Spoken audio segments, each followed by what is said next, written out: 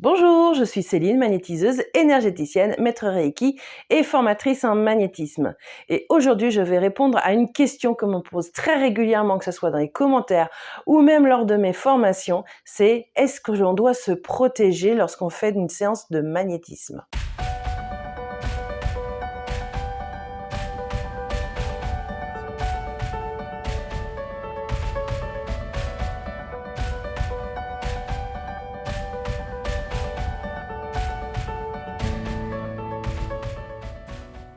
Alors, avant de vous répondre, je vous invite donc à vous abonner à ma page YouTube et si vous l'avez aimé, bien sûr, à mettre un petit pouce j'aime et partager surtout cette vidéo car je suis sûre que ça pourrait intéresser d'autres personnes et ça permet donc aussi de pouvoir faire en sorte qu'on puisse être vu. Doit-on se protéger lorsqu'on fait donc une séance énergétique? C'est une vaste question et j'ai eu beaucoup de formateurs qui avaient des avis divers. Cependant, par expérience et par observation, j'ai pu donc voir plusieurs choses. Déjà, il faut savoir qu'il y a quand même des différences entre des personnes qui vont tout nouvellement donc s'ouvrir à ce côté spirituel et éventuellement donc du coup décider de faire donc du magnétisme et donc ceux qui en font depuis plusieurs années. Car effectivement, pour la protection, il faut savoir qu'il y a plusieurs choses à voir là-dedans. Et c'est aussi un cheminement à faire. Alors pourquoi je parle de cette différence entre lorsque l'on débute donc à faire une séance énergétique ou alors quand on a quelques années d'expérience? Tout simplement parce que entre les deux, vous avez fait un cheminement donc de développement personnel.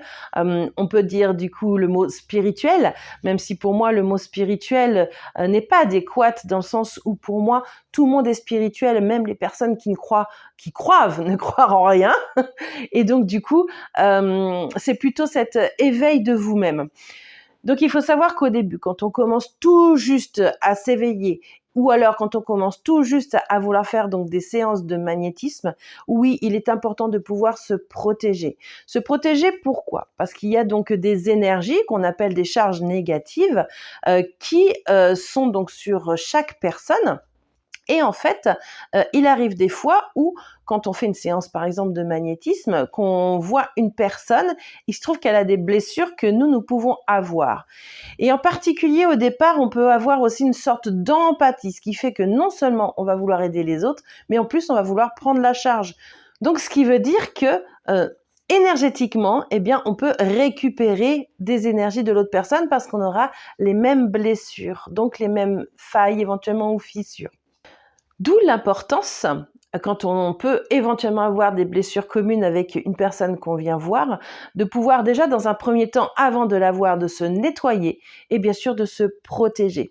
Car la protection, effectivement, vous aidera à ne pas recevoir ces charges négatives à elle et de garder les vôtres du coup, puisqu'elles seront donc à travailler. Donc effectivement, ça va être votre propre cheminement. Et bien sûr, ce cheminement, il n'y a que vous qui pouvez le faire, d'accord ? Donc même si vous avez donc des protections, donc ça serait intéressant de pouvoir travailler sur vous-même. De toute façon, comme tout bon magnétiseur, il faut savoir d'abord travailler sur soi avant de pouvoir travailler donc sur les autres. Puis bien sûr, à force de travailler sur vous, d'expérimenter, au bout de quelques années, vous verrez que les protections ne seront plus forcément nécessaires. Alors pourquoi je dis ça? Parce que plus ça va, plus on va augmenter notre vibration, ce qu'on appelle notre qualité vibratoire ou taux vibratoire. Ce qui fait que quand vous avez on va dire évoluer. Alors, quand je dis évoluer, ça veut dire vraiment que vous avez pu monter votre vibration, que vous avez pu travailler sur vous. Et donc, les charges négatives qui vont être à une fréquence en dessous, ne pourront pas en fait vous atteindre. C'est un petit peu comme les postes radio de l'ancien temps. On voyait souvent donc l'aiguille et il fallait que ça corresponde donc à la station en fait pour pouvoir écouter. Et c'est le même principe pour les vibrations, dans le sens où si voilà vous êtes ici, les charges négatives qui sont ici ne peuvent pas en fait se mettre sur vous.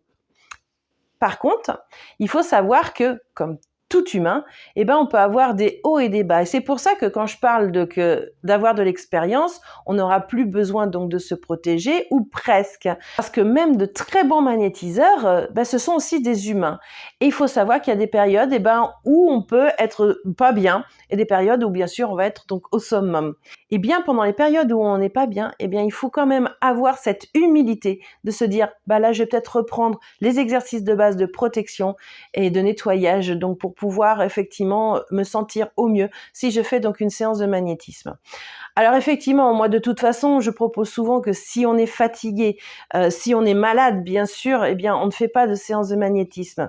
Mais ça va être aussi, pareil, ce cheminement intérieur, d'être à l'écoute de soi-même, de faire de la bienveillance envers soi-même, et en faisant de la bienveillance envers soi-même, on en fait aussi donc pour les autres. Donc oui, il faut se protéger, surtout donc au départ, mais la meilleure protection qu'il peut y avoir, c'est effectivement de pouvoir monter sa vibration. Et en montant sa vibration, ça peut être surtout, faites les choses que vous aimez. Mettez-vous en joie, vraiment.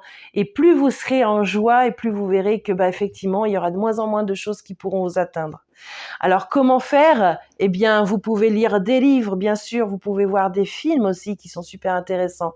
Vous pouvez éventuellement regarder aussi mes vidéos concernant, par exemple, les accords Toltec, qui est une philosophie qui permet vraiment de monter ses vibrations. Vous pouvez aussi éventuellement regarder donc les autres vidéos où j'explique un petit peu aussi tout ce cheminement. Et puis, pour ceux qui sont intéressés, sachez que vous avez maintenant donc l'initiation en ligne que je propose, où effectivement parmi les modules, eh bien je montre comment savoir se nettoyer, se protéger et bien sûr se recharger énergétiquement. Donc voilà, j'espère avoir répondu donc à votre question, et en tout cas si vous avez d'autres questions, n'hésitez pas à me les proposer donc en commentaire et j'y répondrai donc en vidéo.